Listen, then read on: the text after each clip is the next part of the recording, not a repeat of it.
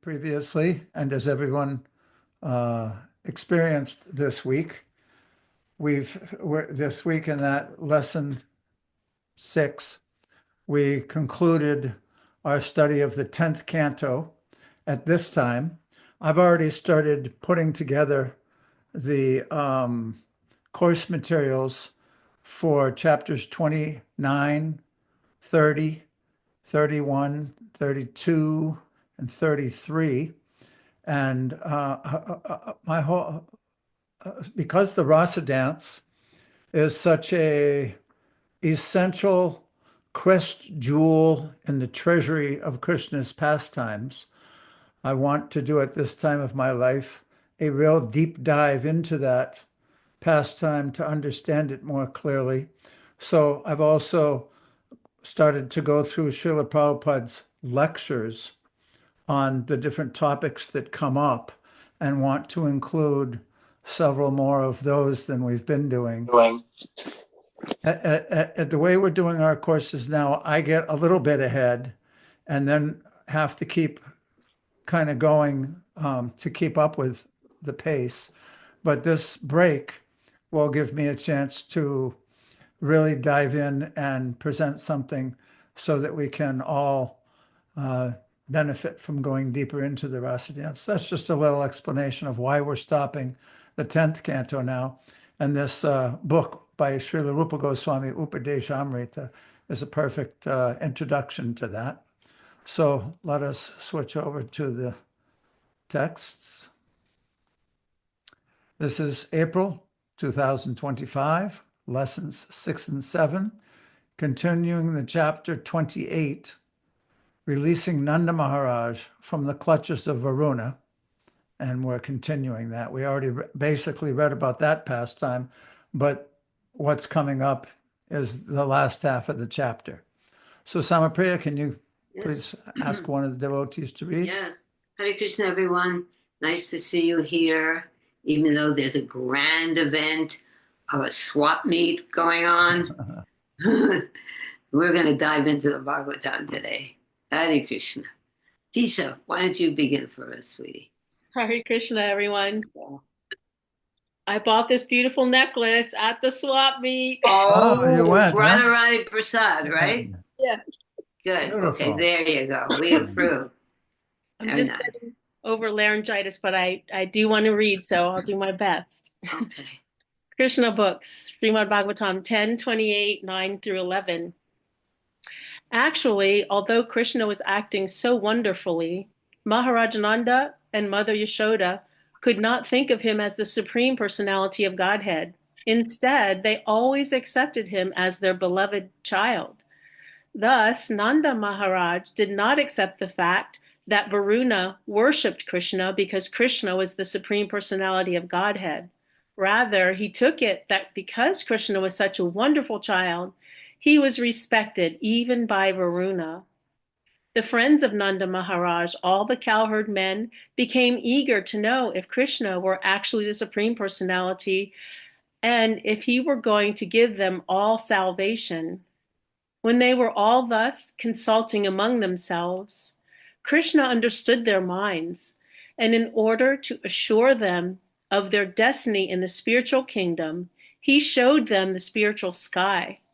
Generally, ordinary persons are engaged simply in working hard in the material world, and they have no information that there is another kingdom or another sky, which is known as the spiritual sky, where life is eternal, blissful, and full of knowledge. As it is stated in the Bhagavad Gita, a person returning to that spiritual sky never returns to this material world of death and suffering. Okay. I have one kind of statement to make here, but I think it'll be more clear if we read the next slide as well. Pati, could we read the next slide as well? Yeah, Tisha, why don't you read this also? Okay. Srimad Bhagavatam 10:28-12, Sarata Darshani. Because he sees everything, Lord Krishna, the Supreme Personality of Godhead, automatically understood what the cowherd men were conjecturing. wanting to show his compassion to them by fulfilling their desires, the Lord thought as follows. Vishwanatha Chakravarti Thakur. Understanding the minds of his relatives, Krishna thought how to fulfill their desires, since he knew about all the types of bliss available in Brahman, Vaikuntha, and Vrajabhumi.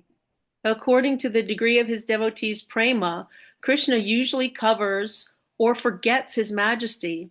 But in this case, his Leela Shakti inspired him with full awareness of all his majestic forms simultaneously. Krishna thought, because of tasting the rich sweetness of Krishna prema, these cowherd men have understood that the attainment of Brahman and Vaikuntha are insignificant. Nevertheless, I will permit them to realize the bliss of Brahman and Vaikuntha in order to fulfill the desires they are manifesting while playing the roles of unintelligent human beings. Before I say anything else, do you understand Brahman, Vaikuntha, and Brajabhumi? Do you know what they are, Tisha? I was a little confused by the Brahman being included there, if these were planets or lokas in the spiritual sky, so I don't think my understanding is clear. Okay, so Brahman is the effulgence of the Lord. We've heard that often, and generally impersonalists worship the Brahman. Vaikuntha is the spiritual world, and Brajabhumi is the topmost planet in the spiritual world, Goloka Vrindavan, manifests here as Brajabhumi in Vrindavan Dham. So two things came up this week. It was very interesting when we had another reading with a group of senior devotees. We were discussing, how do you think of Krishna? Do you think of Krishna as the Supreme Personality of Godhead, who can do everything, Paramatma, and he's all pervasive everywhere? Or do you think of him as a cowherd boy? So I will ask you that question, Tisha, and everyone else. How do you think of Krishna, and how should we think of Krishna at this point in our evolution? I want to know what everyone said. Well, first we're gonna talk about that. I want to see what you guys have to say. You, Vaishnavas. I think of Krishna as sometimes when I'm really feeling at my lowest point, I think of the Paramatma in my heart, that Krishna is in my heart. But then just regularly in the world, I do think of Krishna as a person, as a blue boy. And when I see the flowers, I think I've tried to remind myself the beauty of the flowers is, Krishna is the beauty of the flowers. Krishna is the taste of water. So I try all these different ways. Maybe that's not good, but I do try. It sounds pretty good so far. Yeah. Very good. Okay, that is perfect, actually. Anyone else have something? How does anyone else think of Krishna? Yes, Chaita. I can't hear you, darling. There it is. There you go. Okay, so just has to push the right button. Good morning, dear devotees. Dandava pranams. So, yes, we need to be established in that foundation that Krishna is the source of everything, and he's the power behind everything. However, it's so important that we move beyond that, because there's this awesome verse. There's two of them in the Adi Leela, 4:17, 3:16, and it goes like this: Lord Krishna thought, all the universe is filled with the conception of my majesty, but love weakened by that sense of majesty does not satisfy me. So if we really want to make Krishna happy, then we want to think of him as being our dearmost friend.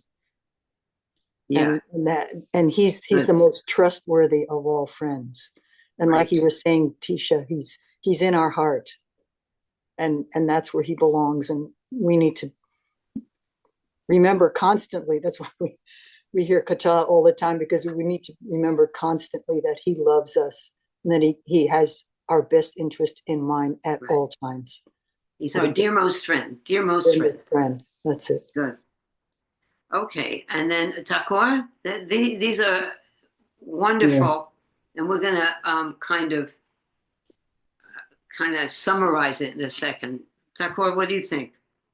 Krishna, the devotees. So I'm thinking, when I think about Krishna, I'm thinking about the unattractive, the original person, the one without a second, the one has innumerable incarnations, different avatars, inconceivable potency, manifesting living entities, and material world. So when I think of Krishna, it's not Krishna alone, but it's very expansions, incarnations, inconceivable potencies. And of course, the closest friend, everyone, the one who say, closer a brother, paramount than within the heart. That's medical take. Hare Krishna. Hare Krishna. So, Pati, you want to say something? No, I'm good. Okay. So it seems to me the conclusion is that we think of Krishna in two ways, and especially being residents of the material world at this point, it's important to think of him in two ways. He is the supreme personality of Godhead. He is Paramatma. He is in charge of everything. He knows everything they're thinking, and even we're going to read in the purports here. He knows what makes us blissful. He knows everything about us and everything about everyone. That's his all supreme power. But he also is our dearmost friend. He's our dearmost friend. We can cry to him. We can love him. We can feel separation from him, as Lord Chaitanya described. Those two things are really important to go side by side. But we can't think that he is only our dearmost friend and nothing else at this point.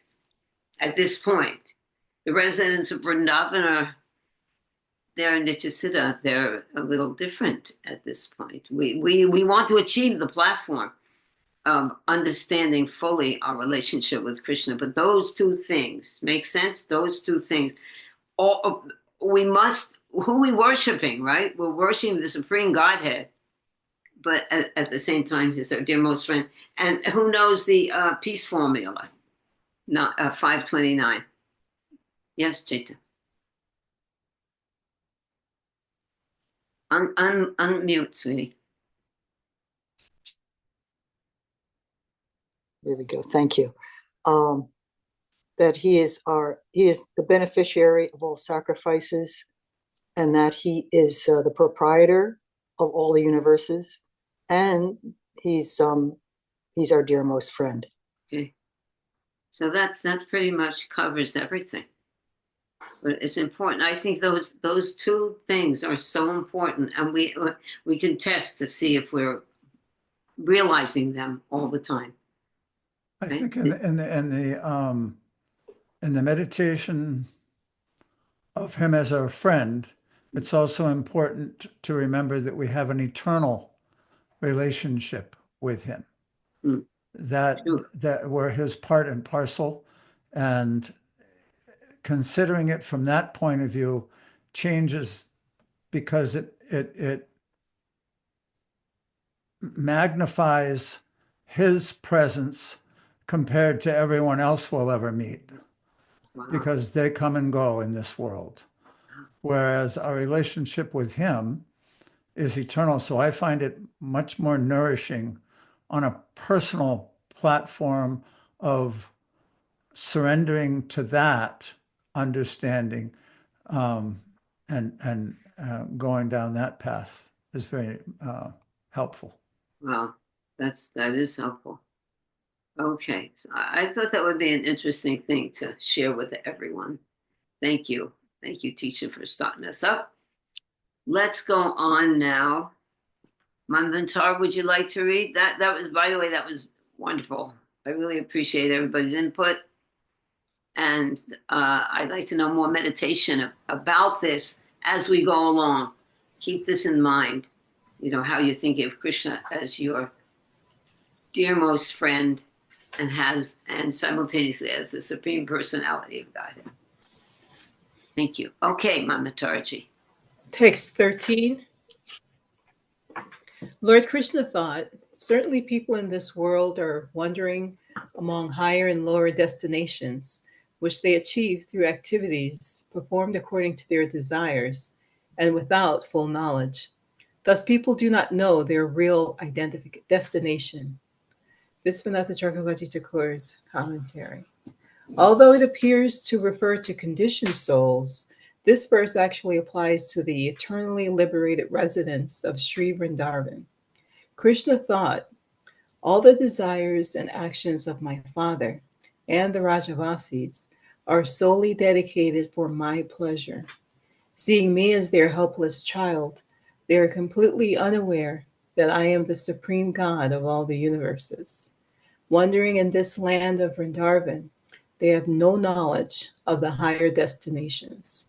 In this way, the Rajavasis are completely unaware of their own exalted positions as my eternal associates in Sri Vrindavan Dham, which is rarely achieved by others. When my father saw the opulence of Varuna, which is only material, he then considered this Vrindavan, which is the quintessence of Vaikuntha, to be inferior to the planet of Varuna. It is just like the fool who, upon seeing the form and luster of an inferior pearl, considers the valuable first-class pearl to be inferior. Thus, the cowherd men see themselves inferior to Varuna and think attaining liberation and residence in Vaikuntha is greater than the unique sweetness they relish in loving me as their son. Liberation and Vaikuntha both depend on me, but I am completely independent. Nevertheless, it is seen that sometimes I am dependent on Prema. Though it is evident to all, the Rajavasis do not recognize it. Go on for the next one.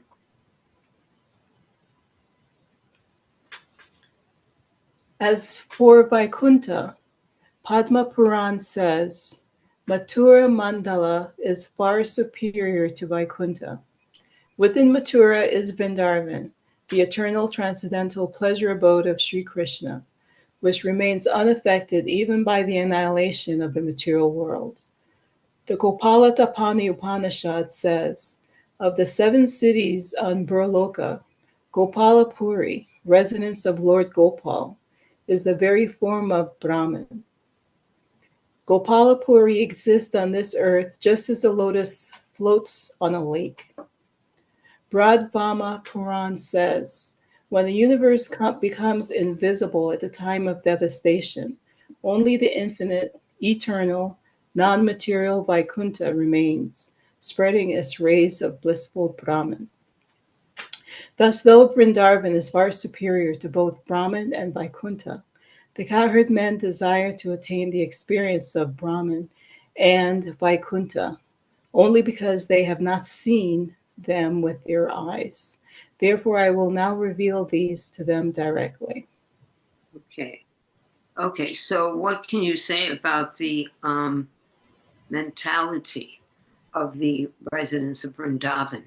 Here they are directly associating with Krishna, and they're thinking that they have seen Varuna, worship him, and now they desire to go to the spiritual world. How can you explain that? I was meditating on that, and it was amazing. Premananda wrote in his post about that limited vision, that grass is greener on the other side, I guess is what he said.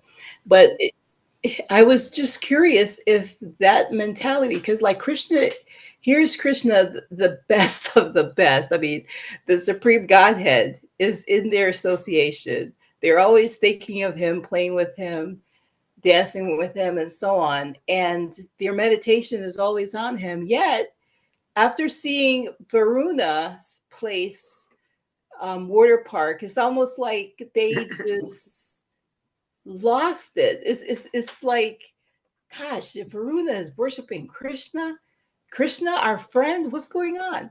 And it's like, they in one hand they respected him for what he was doing, because in Nanda, at least Nanda Maharaj's mind, he's being respectful. But at the same time, they're like, we want to be like Varuna in a way, It's amazing, this fishbowl vision that we have. And I was just wondering if it's part of the ether of being in the material world, because Vrindavan, at least Goloka Vrindavan, is within the material realm. Gokula Gokula. Vrindavan. Yeah. Gokula. Nothing about Vrindavan is actually in the material world. And their vision is not based on anything material. Their vision is completely based on prem. And I'll give an example here, that Mother Yasoda, when she saw the universal form, we just read it, that she saw the universal form, and she started praying to Narayan.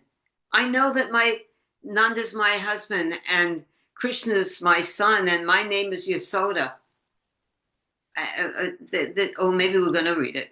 Anyway, we read it. So she was still praying to Narayan, not thinking that Krishna is Narayan. Having those two simultaneously, that worshiping God, but thinking that Krishna is not the Lord. Pati, what you say something about this? You just said that you said something about they're like his eternal associates, and they know it, and they're here in the material world. That's not what it said right here. While playing the roles of unintelligent human beings. In other words, in order to enhance the personal exchanges, they're not seeing him as God, and he's not thinking of himself as God. Earlier in the first part here, also we read here, Friends of Nanda Maharaj, if we go, where was it? It said something about,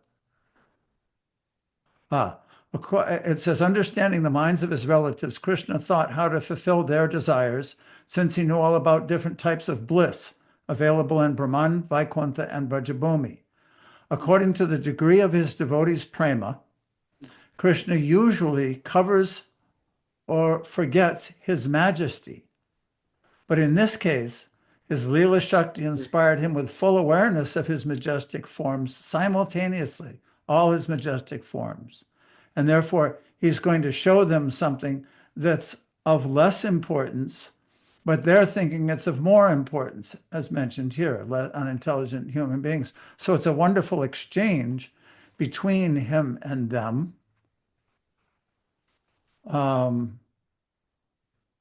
There. On a very personal level.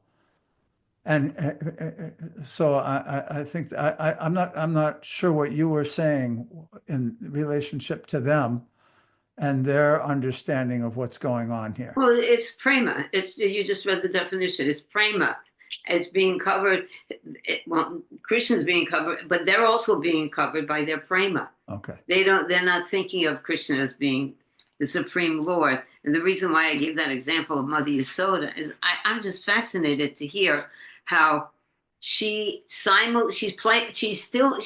Vaishnava. She's praying to Narayan for assistance and understanding that it's just through the material energy that she thinks Nanda is her husband, that her name is Yasoda, and this child is my son. So I think that's wonderful how this is full prema. She's being totally covered by prema. No, Manmatar, help us here. But it is, I think the clarification would be the answer to the question of whether, like, Gokula is in the material realm or not. I thought I read where it says, even the title of our forum discussion says that it's in the earthly realm or earthly, okay, whatever. So but then there is this understanding that I just read that it's not in the earthly realm. I mean, it's confusing. Simultaneously there and not there. Yeah. That Here's could- here's the verses. What Vishwanath Chakravarti Thakur is doing. Krishna here is talking about how when they saw the opulence of Varuna, everybody he thought that this was better than where he was living. All the cowherd men, when they heard about the opulence of Varuna and that he was offering prayers to Krishna, that's when they started to connect all these dots, understanding that this young boy is not just empowered by Narayan. Here we have the demigods offering him prayers. So he must be something even special amongst them. So they're starting to put it together, but they're still feeling that they're cowherd people. How could he ever live amongst us as a simple cowherd? And then in the purport, he's explaining how Krishna understands this and wants to show them the greatness of their circumstances. And what part of that is understanding that the Vrindavan of this world is the same as the Vrindavan in the spiritual world. This guy's okay. Acharya? Oh, sure. Yeah, Hare Krishna. Nice to see you again. Haribol. Yeah, sorry I missed last week, but Yeah. things happen. I'm remembering in Brihad Bhagavatamrita, when Gopakumar finally returns back to his eternal position in pastimes with Krishna and Goloka, at one point he says something like, this is from memory, so not verbatim.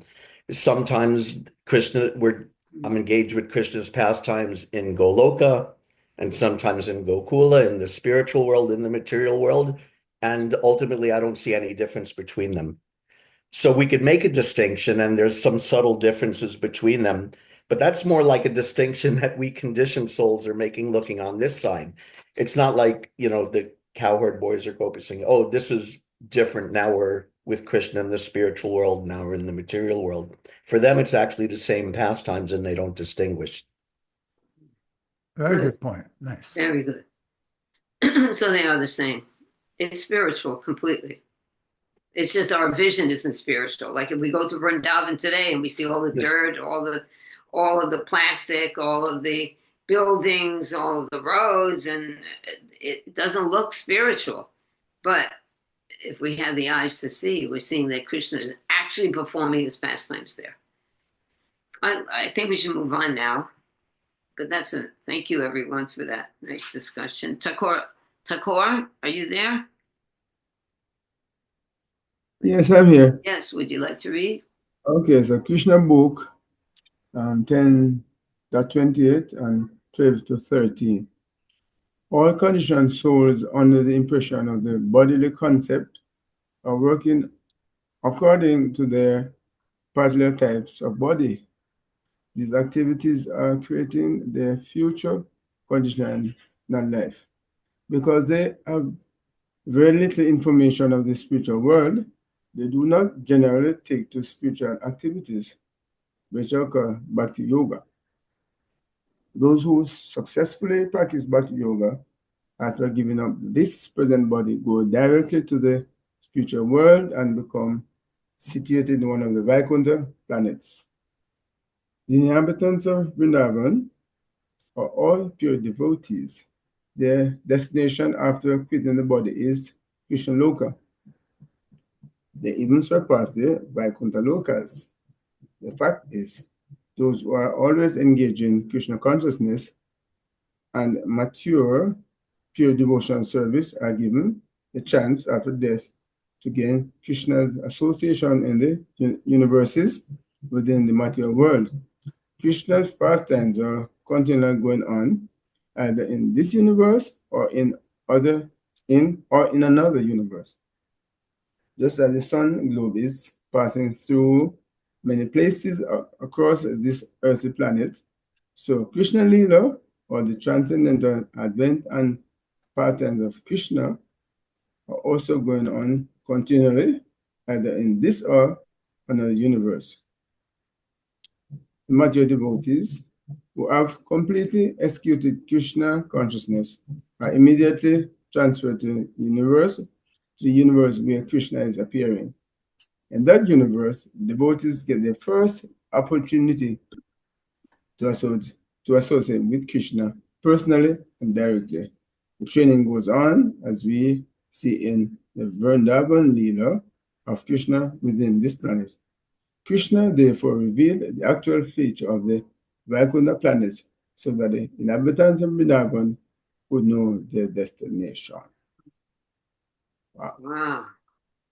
Well, you think that we could actually, we're going to be, we will go through that? Is that like encouraging to us too? Hare Krishna. That sounds Yes, it's good. encouraging. Yes. Encouraging. Are we being like talking out of turn to think that could apply to us? But What you was want to that? put it back on the words? Do you think it's a good assumption? Of course, we're not supposed to assume, but that can we think that we are in that category, that if we dedicate our lives to serving Krishna, that we'll go to him the way it says right here? Yes. And in the sense, we are fortunate that we can read about Krishna's Leela, which is so sweet, and the various interaction with those inhabitants of Vrindavan. Yes. We're lucky that we can read it, but does that? Yeah, You very think that- fortunate. Yes. Yeah, we're fortunate. Okay, Cheta, we have I was- some of this. Haribol, I was thinking there's that phrase, the mature devotees. Yeah, that's nice. So what constitutes a mature devotee? Will I ever get into that club? I don't know. Hare Krishna. Let's see if Acharya knows. Acharyaji, what constitutes a mature devotee? Oh, that I don't know. I was just liking how Prabhupada said the training goes on. Mhm. And I was thinking how, of course, you reach a point where you actually have Krishna prema and you leave this body and then you take birth actually in Krishna's pastimes. That's like a real, a real change, a real break, a real unique thing. But we're also in training now. So in another, looking at it a different way, this training is like a long spectrum. And Right. we're also in training, the training goes on. And so I was, not to presume anything, but we're also on that same journey. And even though, going back to God or going to Krishna's pastimes in this universe is so far off, at least we're on that same journey. So I found that encouraging and Right. a way to think of it. Thank you. Perfect. Just one more thing, and it's not based on intellectual study. It's actually based on the heart. It's based on sincerity of heart, love, the affection. We've read it. Affection is the way to get to Krishna. If you really love someone, you'll do anything for him. So we have to know this philosophy because we're so contaminated in the material world, and that's why we're chanting to get purified. But it's based on love. God realization is based on love. It's an amazing thing. Thank you, Acharya. Thakur, do you want to say something? So quickly, for those of us who read the Bible, there is a story of the prodigal, the prodigal son that he left and took whatever was supposed to be given by his father, lived recklessly, and then realized that he had to, it wasn't good. He had to return home, and then his father, when he returned home, he said, "Well, I'm not going to be a son, but like a servant." And the father so all sorts of celebration that he returned home. So I'm thinking that we got a taste of what return to the spiritual world, in terms of what he will like. But in addition to, I think there's an illustration in Bhagavatam Rita where I think Krishna is hugging Gopal Kumar, if I'm not mistaken. He's what with I think- Gopal Kumar? What's he doing? In the Brihad Bhagavatam Rita, when Yeah. Gopal Kumar finally Yes, I think Krishna hugging him. So each Yeah. of us will be, in turn, I was returning and, they directly and Right. personally and, being hugged by the Lord. Wow. So, yeah, so it's Okay, very, that's the goal. yes, The hug. yes, That's good. Okay, that's what we yeah, want. That's what we yeah, want. And what's that hug based on? Affection and love. And then you finally have to go through all this in the material world. And then you see someone, you start running and running, and he's running, and then the hug. I mean, that doesn't happen in the material world, that kind of love. That's spiritual love. That's what we want. Krishna's love it. Krishna's running to the devotee, and the devotee is running to Krishna. And they both faint because of his ecstatic love of being with each other and touching each other. Okay, let's go on reading. Hare Krishna, thank you, Thakur. Chaitamai, would you like to read? Haribol, please, dear devotees. Srimad Bhagavatam 10:28, 14, and 15. Sarata Darshini. Thus, deeply considering the situation, the all-merciful Supreme Personality of Godhead, Hari, revealed to the cowherd men his abode, which is beyond all darkness. Lord Krishna revealed the indestructible spiritual effulgence, which is unlimited, conscious, and eternal. Sages see that spiritual existence in trance when their consciousness is free of the modes of material nature. Vishwanath Chakravarti Thakur comments, considering the situation, Krishna, out of his infinite compassion for the Vrajvasis, separated the cowherd men from Vrindavan for a few moments and showed them his own attractively charming spiritual planet, Krishna Loka. Krishna did this to show them that the sweetness of Vrindavan was superior to Brahman and Vaikuntha. The form of Bhagavan Sri Krishna is much sweeter than the impersonal Brahman effulgence. This is confirmed by the realization of Atmaramas such as Shukdev Goswami. Though the form of Bhagavan is also all-pervading, he appeared localized in a form of a medium-sized human-like. Though Bhagavan Sri Krishna is free from the 6 transformations of material nature, he seems to undergo birth, growth, and so on. Bhagavan is free from the 6 material disturbances of hunger, thirst, and so on. Yet he seems to undergo hunger and thirst, perspire and become tired, express fear and bewilderment, and receives blows in battle. This is because Bhagavan Sri Krishna has unlimited, inconceivable energies. Jai Ho. Do you want to say something about that before we go on? So he has unlimited energies, and he can do this. He can play this role very, very nicely. And he's doing that in order to attract us. If he came as someone who was invincible and unperturbable, which he is, but if he presented himself as such, it would not promote the intimacy with him. Good. As you were saying, the affection that he's seeking and that we're seeking. So that is what constitutes his sweetness. Good. And this is the way that the residents of Vrindavan operate. Right. They know that sweetness. Yeah, Madhurya is the watchword, not Aishwarya. But you want to put the next slide on? Chaitanya, why don't you continue? Okay. Srimad Bhagavatam 10, 28, 16, and 17, Sararta Darshini. The cowherd men were brought by Lord Krishna to Brahma Hrada, made to submerge in the water and then lifted up. From the same vantage point that Akrura saw the spiritual world, the cowherd men saw the planet of the absolute truth. Nanda Maharaj and the other cowherd men felt the greatest happiness when they saw that transcendental abode.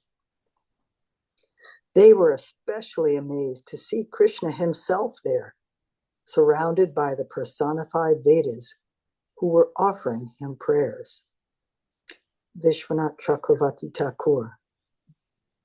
The unlimited spiritual effulgence, called the Brahmagyoti in text 15, is compared to a lake called Brahma Hrada, which actually exists in the river Yamuna.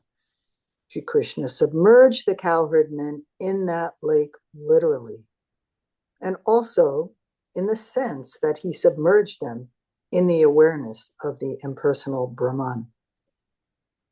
But then, as indicated by the word udrita, uplift, Krishna lifted them up to a higher understanding, that of the personality of Godhead in his own planet, Krishna Loka.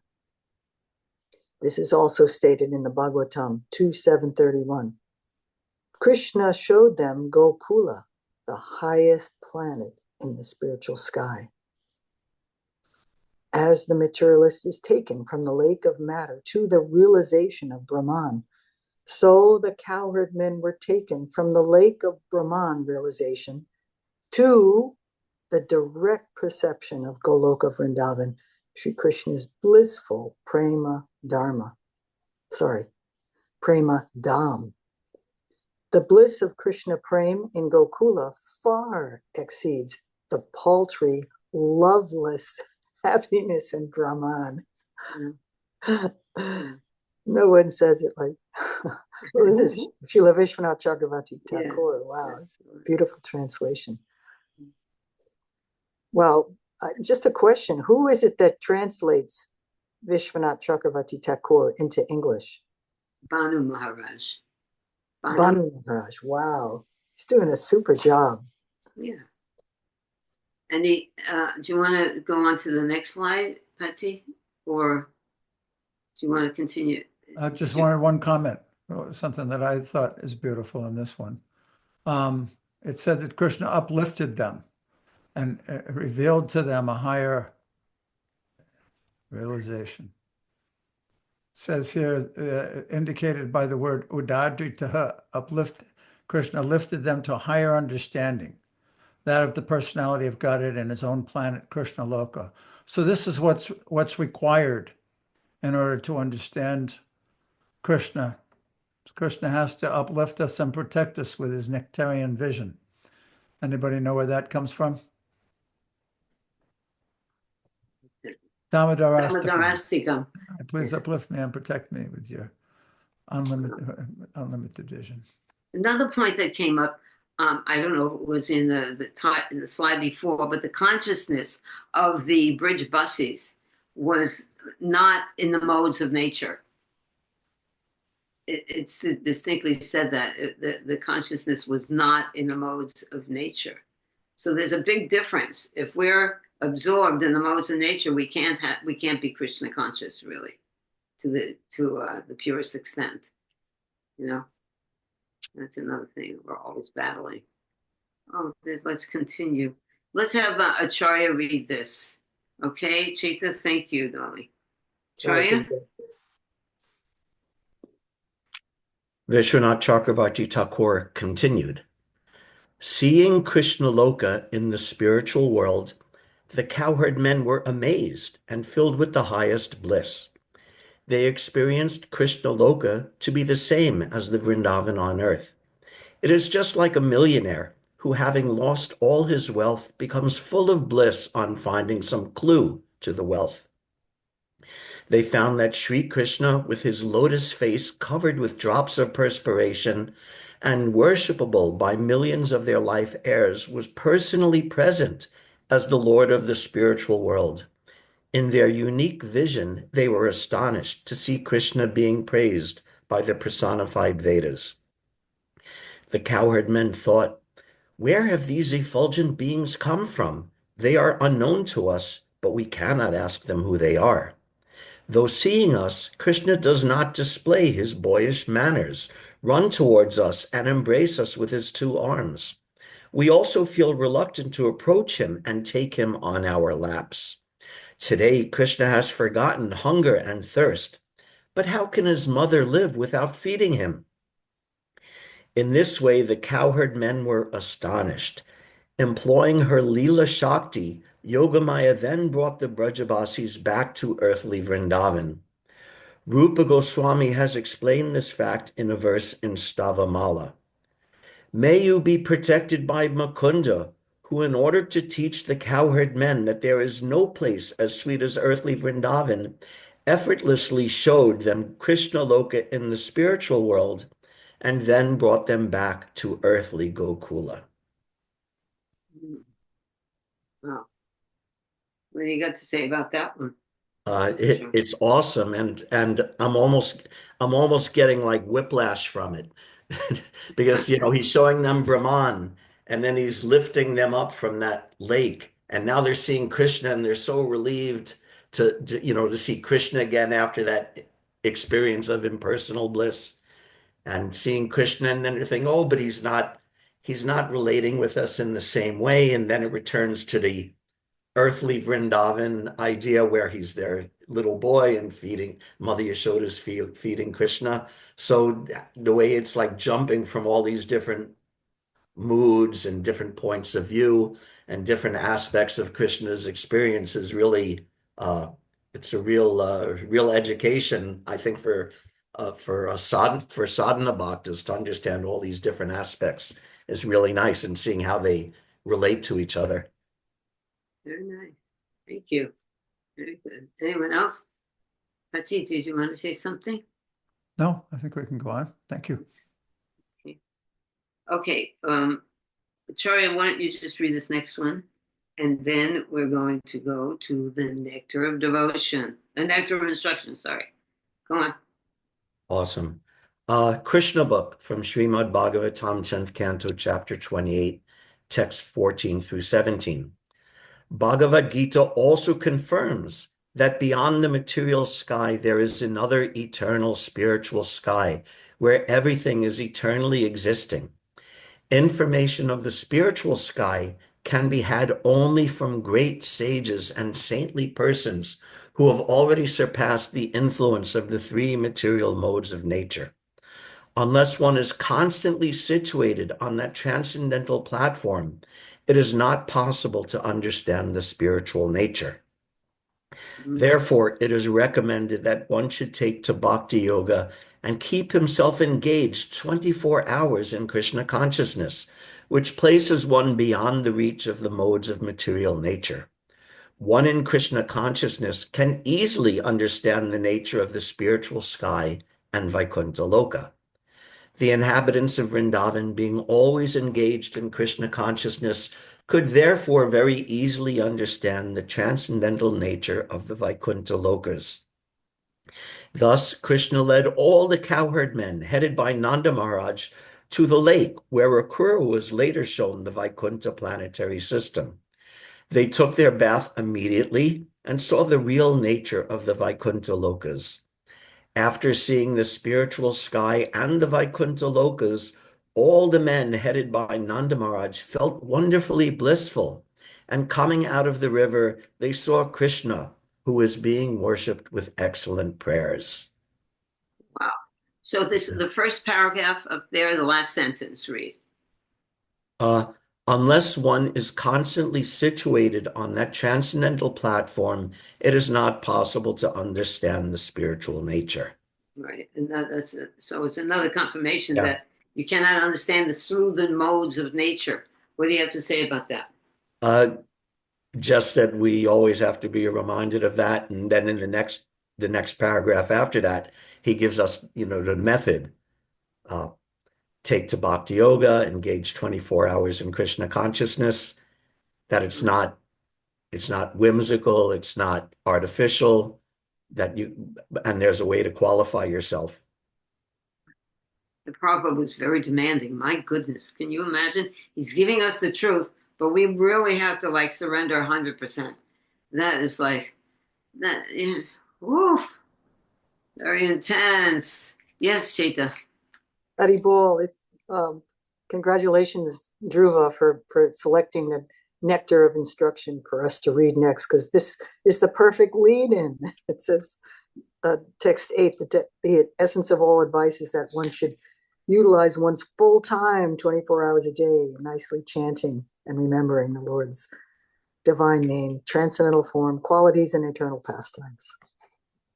Wow. Perfect. Either we're going to listen to the great saintly I'm people. glad you connected that.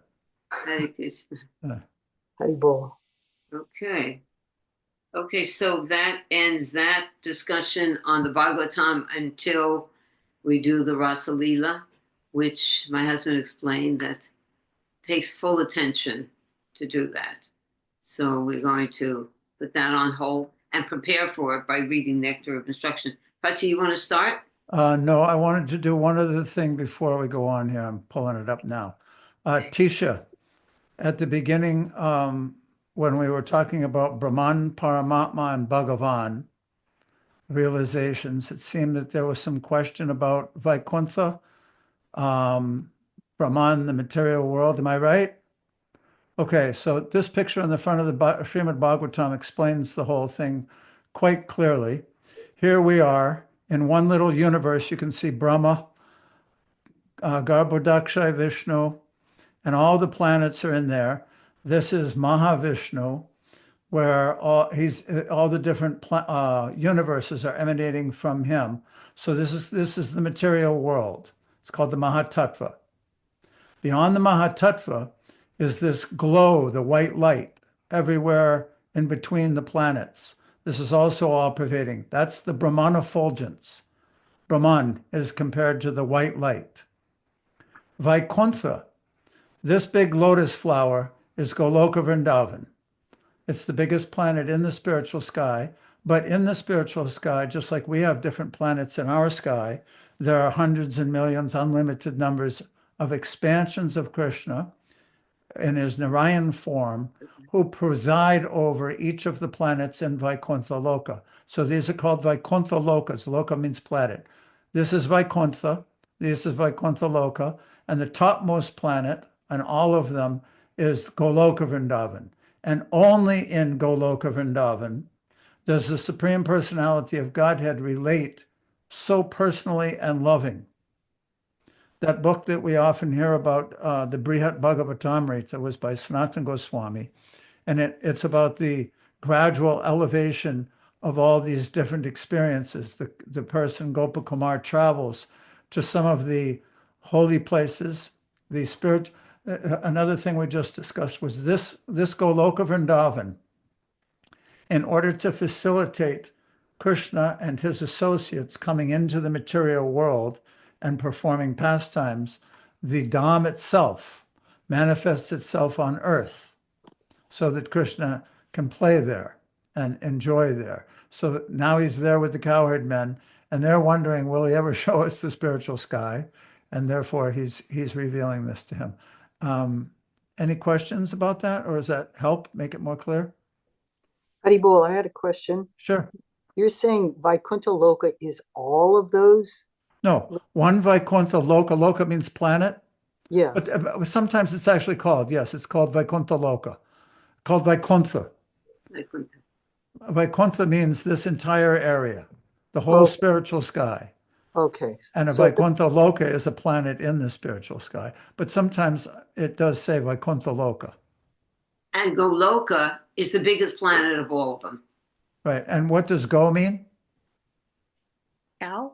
cow. Good. Yeah, So what is it? It's a planet of Cows. cows. Go Loka.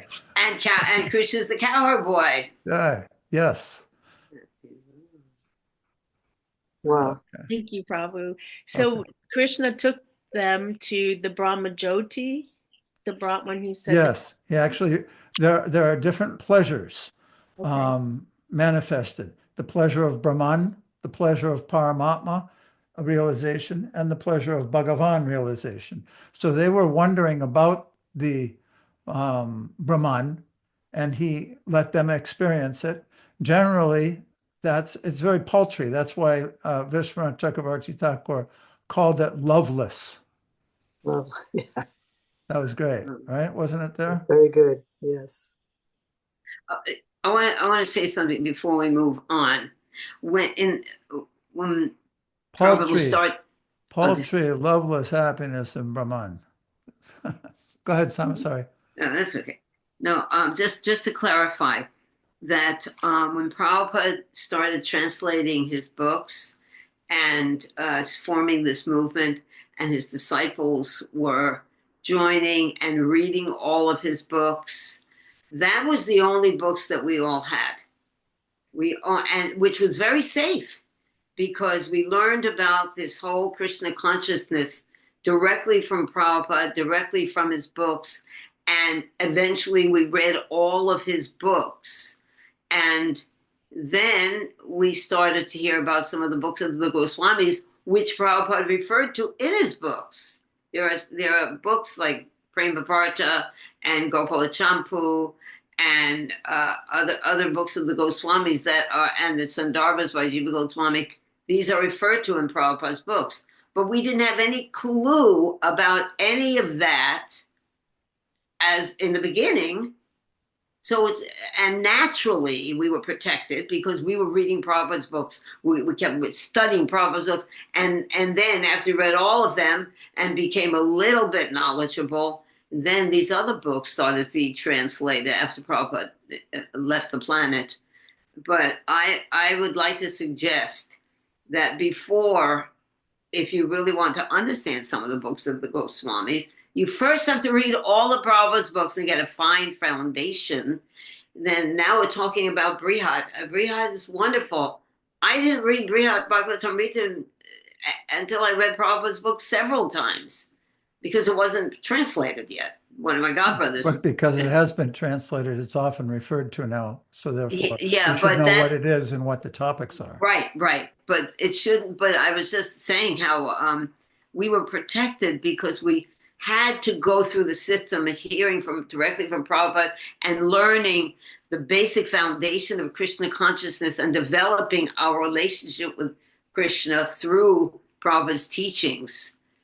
And then by the time we got to Brihad, we had some understanding, or even Jaiva Dharma. There are books that are around now that if you haven't read all of Srila Prabhupada's books, and that's one of the reasons that we are trying to make this available to everyone from the very beginning, is teaching Srila Prabhupada's books, because that's the foundation of a very solid understanding. So not that you shouldn't read Brihad, which I think everyone should read it before you die, definitely. But you got some time, so please read Srila Prabhupada's books, all of them. And then everything will make more sense. And yes, Acharya, to save me. Hare Krishna, thank you. I appreciate how you explain that.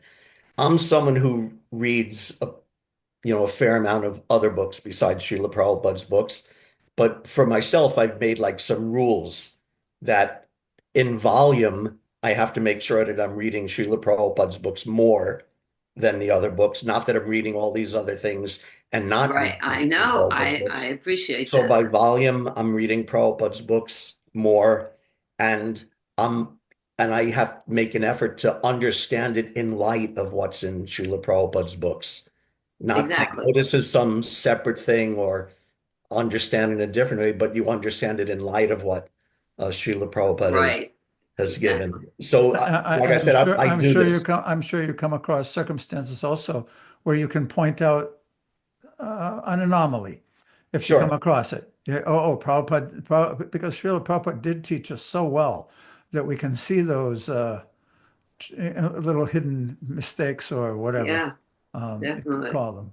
We just went through a Yeah, big one thank you with the for birth. that. That was a good explanation. All right. I just wanted to make that point, and thank you, Acharya. And I know for sure that you have read all of Prabhupada's books, I'm assuming.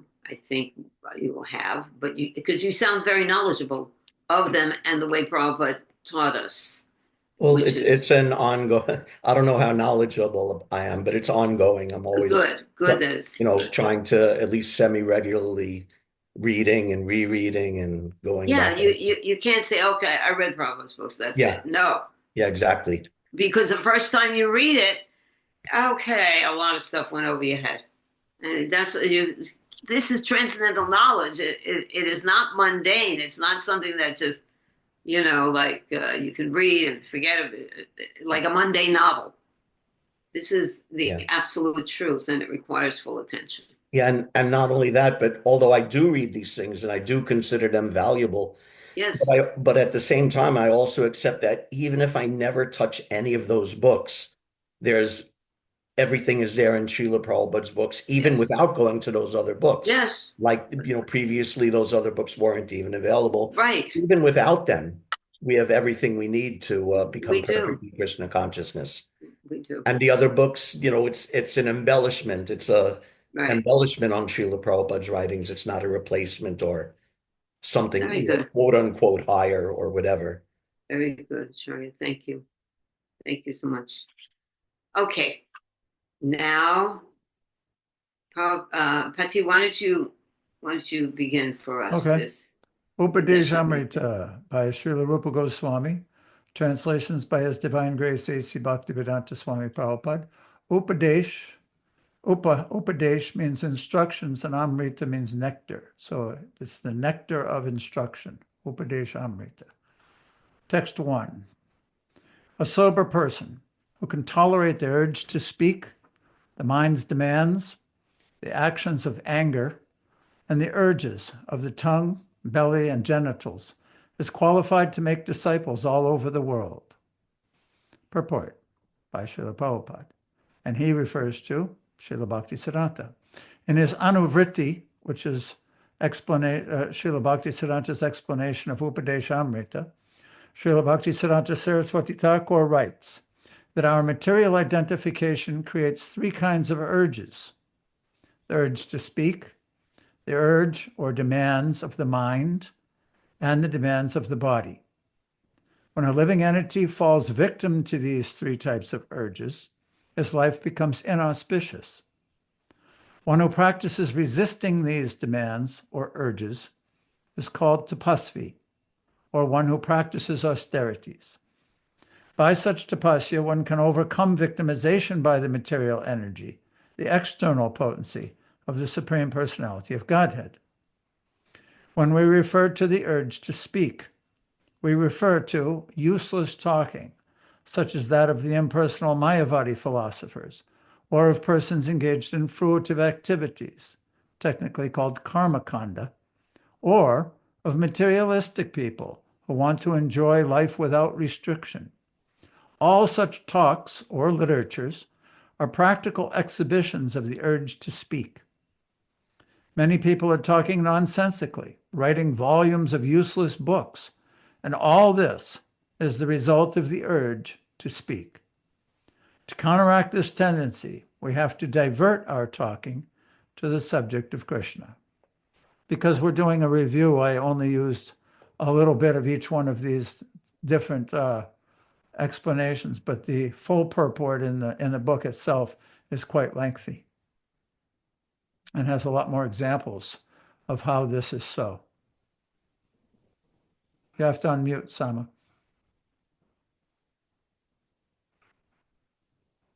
Sama, you have to unmute. Trying to.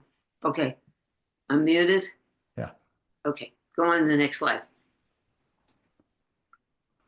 Those words which do not describe the glories of the Lord, who alone can sanctify the atmosphere of the whole universe, are considered by saintly persons to be like unto a place of pilgrimage for crows. Since the all-perfect persons are inhabitants of the transcendental abode, they do not derive any pleasure there. 1.5.10, Srimad Bhagavatam. 1.5.11, on the other hand, that literature which is full of descriptions of the transcendental glories of nature, of the name, fame, form, pastimes, etc., of the unlimited Supreme Lord, is a different creation, full of transcendental words directed toward bringing about a revolution in the impious lives of the world's misdirected civilization. Such transcendental literatures, even though imperfectly composed, are heard, sung, and accepted by purified men who are thoroughly honest. The conclusion is that only when we talk about devotional service to the Supreme Personality of Godhead can we refrain from the useless, nonsensical talk. We should always endeavor to use our speaking power solely for the purpose of realizing Krishna consciousness. So can you explain that further? Yes, the urge to speak is natural. And what's being described here, especially in these two verses from the Srimad Bhagavatam, is that there's a right way to use these, to use the facilities of the tongue and speaking engagement. And there's an improper way to use the same exact features. And it's almost like coming to a fork in the road. And you can either take the left path or the right path, and they'll take you to different destinations.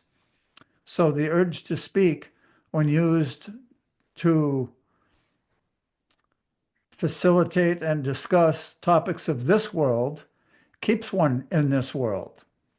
And the topics, on the other hand, that literature which is full of descriptions of the transcendental glories of the name, fame, form, pastimes, etc., of the unlimited Supreme Lord, is a different creation. And we've all experienced it. That's why we're here, because we actually get a taste. Otherwise, why same people come every single week? Because there's something different that happens to one's heart, consciousness, and in actuality, life, what to speak of the future, when we do pay attention to these literatures and these topics. Oh, it's wonderful. Thank you. Yeah. Hare Krishna. Okay, so thank you. That I too have to say that I honor my husband's devotion to Prabhupada to work so hard presenting this. Thank you so much. Tisha, why don't you read for us next? Okay, Hare Krishna. The restlessness or fickleness of the mind, Manu Vega, is controlled when one can fix his mind on the lotus feet of Krishna. Krishna is just like the sun, and Maya is just like darkness. If the sun is present, there is no question of darkness. Similarly, if Krishna is present in the mind, there is no possibility of the minds being agitated by Maya's influence. The yogic process of negating all material thoughts will not help. To try to create a vacuum in the mind is artificial. The vacuum will not remain. However, if one always thinks of Krishna and how to serve Krishna best, one's mind will naturally be controlled. Similarly, anger can be controlled. We cannot stop anger altogether, but if we simply become angry with those who blaspheme the Lord or the devotees of the Lord, we control our anger in Krishna consciousness. Lord Chaitanya Mahaprabhu became angry with the miscreant brothers Jagai and Madai, who blasphemed and struck Nityananda Prabhu. In his Sikshastika, Lord Chaitanya wrote, Trinad api sunichena tarur api sahishnuna. One should be humbler than the grass and more tolerant than the tree. One may then ask why the Lord exhibited his anger.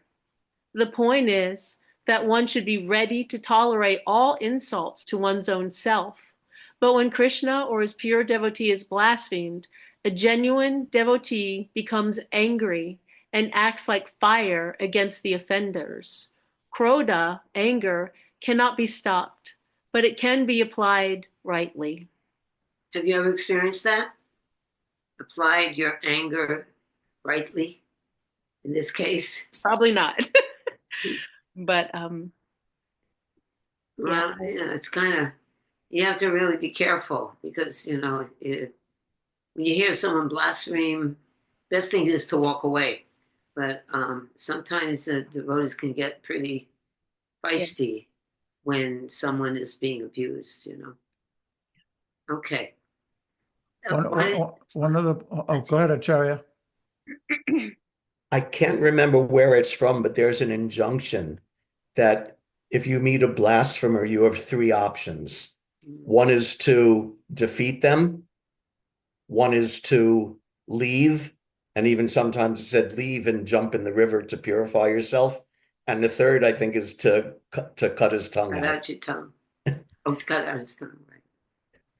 Don't do that. Don't do that. No one will understand what you do. Right. It takes a little, you know, common sense to apply it, but those rules are there. One of the things I noticed in all of these particular purports that we're discussing is that there's a positive and a negative. He even said what he said to make the mind a vacuum is not possible, right? To try to create a vacuum in the mind is artificial. The vacuum will not remain. So it's not that everything becomes stopped. That won't work. Prabhupada used to give the example of a children. If you tell the child, go sit in the corner, it's not positive. But if you give them some toys to play with, something positive and constructive to do, and they become absorbed in it, what you've done is just taken the improper impulses and directed them in the proper way. That's personalism, actually, Yes, you know. nice. Because a vacuum is impersonal and it's not real. It's not real. Okay. All right. Next. Yes, Mandantara. I thought I had the right book, but I don't. I'm really Well, do you have it online? disappointed. I can't do both. Okay. Okay. Well, just here then, okay? Yeah. Okay, sweetie. Thank you. Thakur, you want to read this? You there? Thakur Marariji? Unmute. Thakur, are you with us? All right, forget about that. Chaitanya, what did you read? As for the urges of the tongue, we all experience that the tongue wants to eat palatable dishes. Generally, we should not allow the tongue to eat according to its choice, but should control the tongue by supplying prasad. The devotee's attitude is that he will eat only when Krishna gives him prasada. That is the way to control the urge of the tongue. One should take prasad at scheduled times and should not eat in restaurants or sweetmeat shops simply to satisfy the whims of the tongue or belly. If we stick to the principle of taking only prasad, the urges of the belly and the tongue can be controlled. In a similar manner, the urges of the genitals, the sex impulse, can be controlled when not used unnecessarily. The genitals should be used to beget a Krishna-conscious child. Otherwise, they should not be used. A Krishna consciousness movement encourages marriage not for the satisfaction of the genitals, but for the begetting of Krishna-conscious children.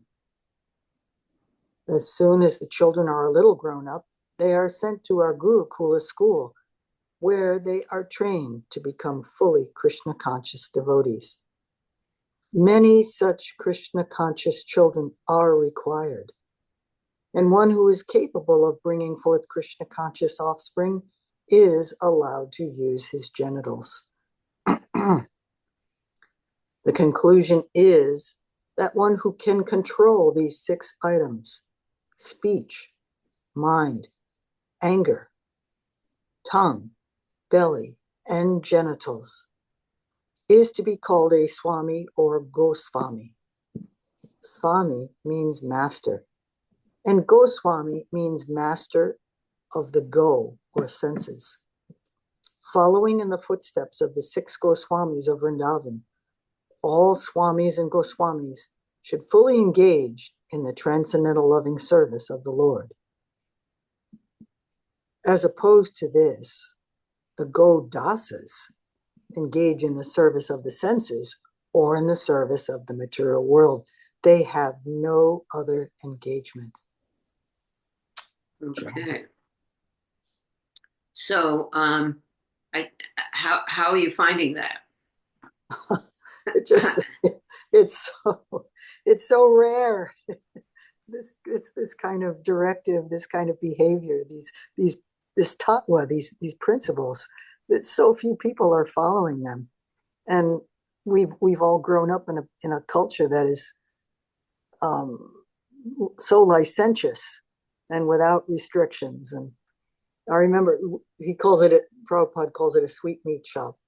The first time my father brought all of us children, he had 11 children. My father brought us all to the corner store, and he said, "You can buy anything you want, $1 worth of candy."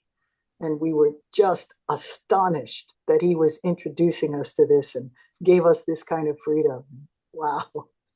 Not knowing that all of these things were produced in a polluted way, and they're definitely not good for us. But this is what about now, after following this process for so long?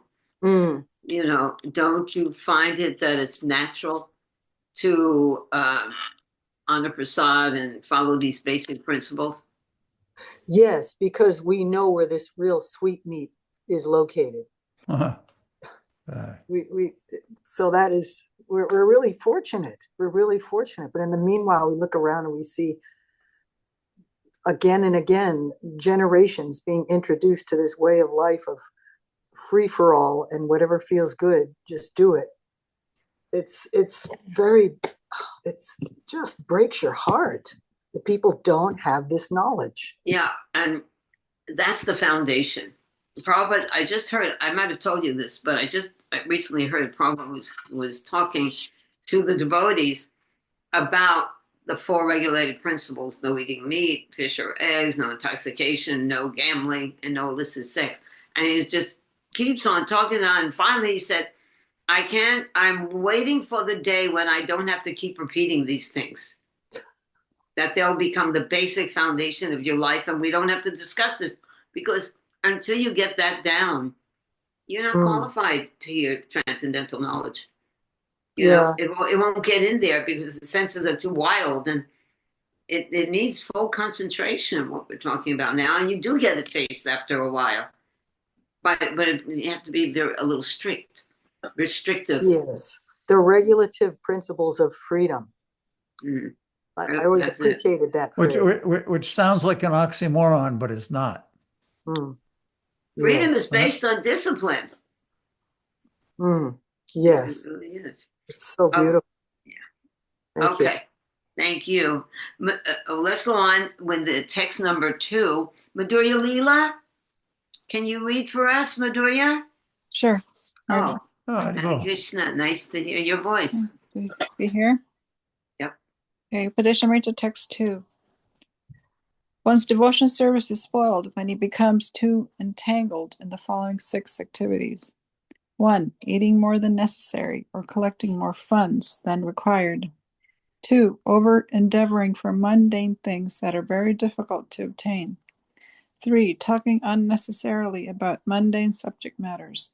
4. Practicing the scriptural rules and regulations only for the sake of following them, and not for the sake of spiritual advancement, or rejecting the rules and regulations of the scriptures and working independently or whimsically. 5. Associating with worldly-minded persons who are not interested in Krishna consciousness. And 6. Being greedy for mundane achievement. Prabhupada's purport.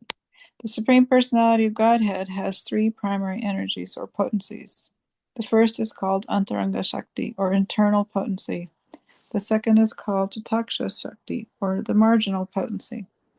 Third is called Vairanga Shakti, or the external potency. The living entities constitute the marginal potency, and they are situated between the internal and external potencies. Being subordinate as eternal servants of the Supreme Personality Godhead, the Jivatmas, or atomic living entities, must remain under the control of either the internal or external potency. When they are under the control of internal potency, they display their natural constitutional activity, namely, constant engagement in the devotional service of the Lord. Come on. Collecting and eating more than necessary also causes prayasa or unnecessary endeavor. By God's arrangement, anyone in any part of the world can live very peacefully if he has some land and a milk cow. There is no need for man to move from one place to another to earn a livelihood, for one can produce food grains locally and get milk from cows. That can solve all economic problems. Fortunately, man has been given higher intelligence for the cultivation of Krishna consciousness, or the understanding of God, one's relationship with Him, and the ultimate goal of life, love of God. Unfortunately, so-called civilized man, not caring for God realization, utilizes his intelligence to get more than necessary and simply eat to satisfy the tongue. Religion entails understanding the laws of God, because the proper execution of these laws ultimately leads one out of material entanglement. That is the true purpose of religion. Unfortunately, people accept religion for material prosperity, because atyahara, or an excessive desire for such prosperity. True religion, however, instructs people to be satisfied with the bare necessities of life while cultivating Krishna consciousness. Even though we require economic development, true religion allows it only for supplying the bare necessities of material existence. Jivasya Tata Jigyasa, the real purpose of life is to inquire about the absolute truth. If our endeavor, prayasa, is not to inquire about the absolute truth, we will simply increase our endeavor to satisfy our artificial needs. A spiritual aspirant should avoid mundane endeavor. Oh, you have a realization of that, don't you? Mm-hmm. So why Yeah. don't you share that? Well, it's hard to practically do what Prabhupada was saying, like live off the land and just be satisfied with that. I mean, people like Ruchira and her husband are trying to do that, but it's very difficult. It's and then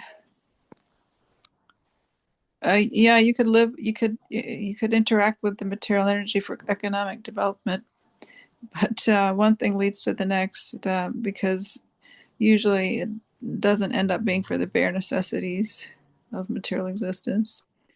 And people get sidetracked. You have to work so hard to just maintain, but it depends on how you maintain. You could have a simple situation, you could have an opulent situation. So in the name of Yukta Vairagya, we do so many things, but they don't always help us. What about this last sentence? Read the last sentence here. The last Okay. sentence. Can't see it. Betsy, you want to lift it? He has this magic way of lifting things. There you go. You see? Not yet. No? Let's see. You're muted, Pot. I think she's trying to pull it up on her phone. Okay. Oh, do you have it? No, Okay, it's not up yet. Okay, I'll read it and you tell me what it means.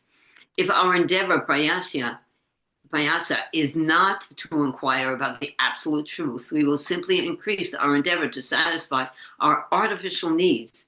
Spiritual aspirants should avoid mundane endeavor. Yeah, That's like yeah. like I was saying, it's you could you're endeavoring to maintain materially, but if you're at the same time not endeavoring to increase your Krishna consciousness, then it'll become very dry and you won't make any advancement on Right. that path. We have to be very careful that our endeavor is to increase our Krishna consciousness. The other, go on, Pati. That's the principle. Madhurya Leela was pointing out that this concept of having just some land and a cow. Oh, okay. That might, In today's world, especially in the Western world, and like she gave the example of Adikarta and Ruchira, it's very difficult. They're attempting to do it, but it's not. It's too hard. It's the whole culture isn't organically working together to support such a lifestyle. So Srila Prabhupada coined this phrase, simple living yeah. and high thinking. And the same principle of this was very nice, Swami. You brought out in our endeavor or prayasa is not to inquire about the absolute truth. We'll increase our endeavor to satisfy artificial needs. So the need is there, the impulses are there, and that's why we have these kinds of programs. We have so many different programs. If you're in a community of association of devotees, then the general motive for everyone is to increase our devotional service. Whereas if you're in the association, I think it's I don't know if it's in the purports I copied, because I said there are a lot more. This is just a review, but Prabhupada was talking about the Chamber of Commerce or the Lions Club or this club and that club. So many different, the stock market exchange. If you associate with those people, then you'll naturally get inspired and enthused to endeavor toward what everybody's working for collectively. But simple living and high thinking is the basic That's the principle problem. that's being brought out here. Good. That's perfect. Thank What you. was the verse again? Too entangled, eating more than necessary or collecting more funds than required, over endeavoring for mundane things that are difficult to obtain. They're all pretty much coming from the same place. Yeah. Absorption in the material world. Thinking Yes. that that's why we're here. Thinking that's Rather where than- pleasure lies. Yeah. And for our own benefit. Even if something is not so pleasurable, if we understand this is just like when you take medicine, if you understand this is for our real eternal benefit, then we'll be more inclined to go that path. We have 2 more slides. Okay, we have 2 more slides. So let me just see if Faye would like to participate. Just want to check with her. Faye, are you there? I don't know if she's able. All right, she's not responding. Okay. Mataji, Hare Krishna. Hare Krishna, sweetie, are you able to participate? I can't speak very clearly, so Okay. please forgive me. Okay, sweetie. Now just checking in. It's We're nice praying to for your recovery. we are Thank you. praying. Haribol. Looking forward to your participation. Okay.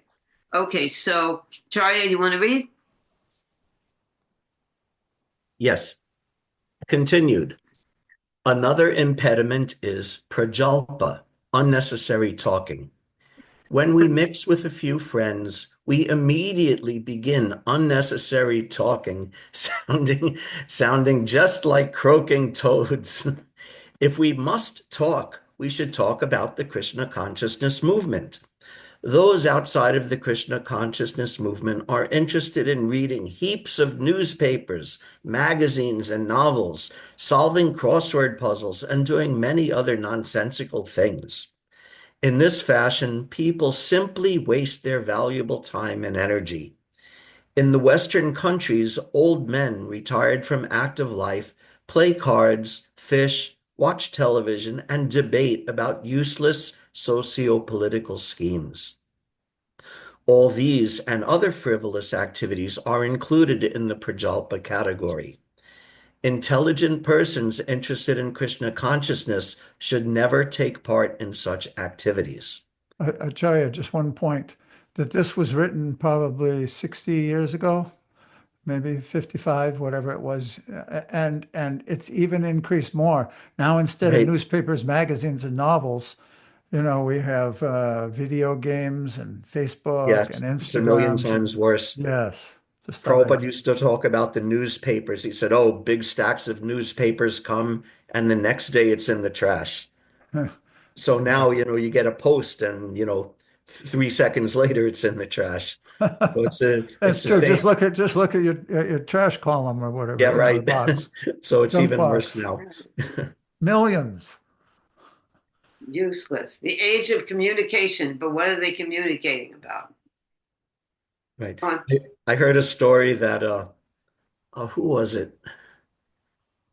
I can't remember. Some famous person was told, "Oh, did you hear that this was 100 years ago, whatever. Now they have telegraph. Now Boston can communicate with New York in only 5 minutes." And the person replied, "The question is whether Boston has anything of value to say to New York." Very good. Yeah. Anyway, continuing. Yeah. Jnana Sangha refers to associating with persons not interested in Krishna consciousness. One should strictly avoid such association. Srila Narottam Das Thakur has therefore advised us to live only in the association of Krishna conscious devotees, Bhakta Sanevasa. One should always engage in the service of the Lord in the association of the Lord's devotees. Association with those engaged in a similar line of business is very conducive to advancement in that business. Consequently, materialistic persons form various associations and clubs to enhance their endeavors. For example, in the business world, we find such institutions as the Stock Exchange and Chamber of Commerce. Similarly, we have established the International Society for Krishna Consciousness to give people an opportunity to associate with those who have not forgotten Krishna. The spiritual association offered by our ISKCON movement is increasing day by day. Many people from different parts of the world are joining this society to awaken their dormant Krishna consciousness. Following that one, that's how I came up with Sadhu Sangha online, using modern technology to try and do the same thing. Right. And I also always enjoyed this Prabhupada's example, like the stock exchange, that Right. you go there, you go to the stock exchange Yeah. because it's conducive, It is. that association. Everybody has a um, similar interest. right, similar, common goal and interest, and that's all people are doing or talking about there. Yeah, so I like that example. It's so nice that we are sitting together discussing topics of Krishna. Yes, thank you, Nice. everyone. This is eternal. This is the perfection of life, is to do this kind of activity. Thank you. Yes, thank you so much. Anything else, Charya? Okay, let's see if Thakur is Cheta with. Mai has her hand up. Okay, Cheta, please. Just wanted to express my gratitude for selecting this book to read. I read it 30 years ago, and it really, really jumped out at me, all the truths. And now reading it again, I'm just reminded what an amazing book this is. Yes, wonderful. And it really, we need to get these refresher courses. So, Yes. Perfect. Thank you. Okay.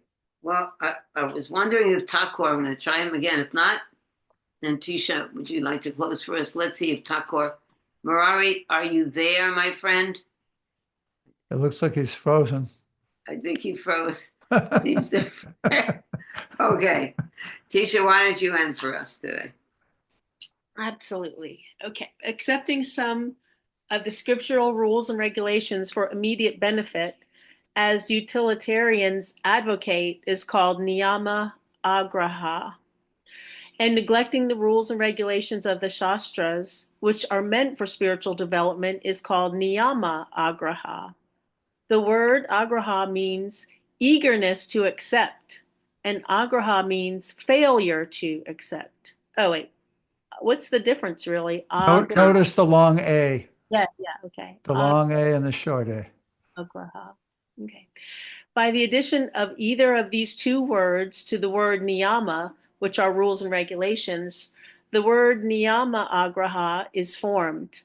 This niyama agraha has a twofold meaning that is understood according to the particular combination of words. Those interested in Krishna consciousness should not be eager to accept rules and regulations for economic advancement. Yet they should very faithfully accept scriptural rules and regulations for the advancement of Krishna consciousness. They should strictly follow the regulative principles of avoiding illicit sex, meat eating, gambling, and intoxication. When human society gives up these elementary faults enumerated by Srila Rupa Goswami, Atyahara, etc., all enmity will cease between men and animals, capitalists and communists, and so forth. In addition, all problems of economic or political maladjustment and instability will be solved. This pure consciousness is awakened by the proper spiritual education and practice offered scientifically by the Krishna consciousness movement. This Krishna consciousness movement offers a spiritual community that can bring about a peaceful condition in the world.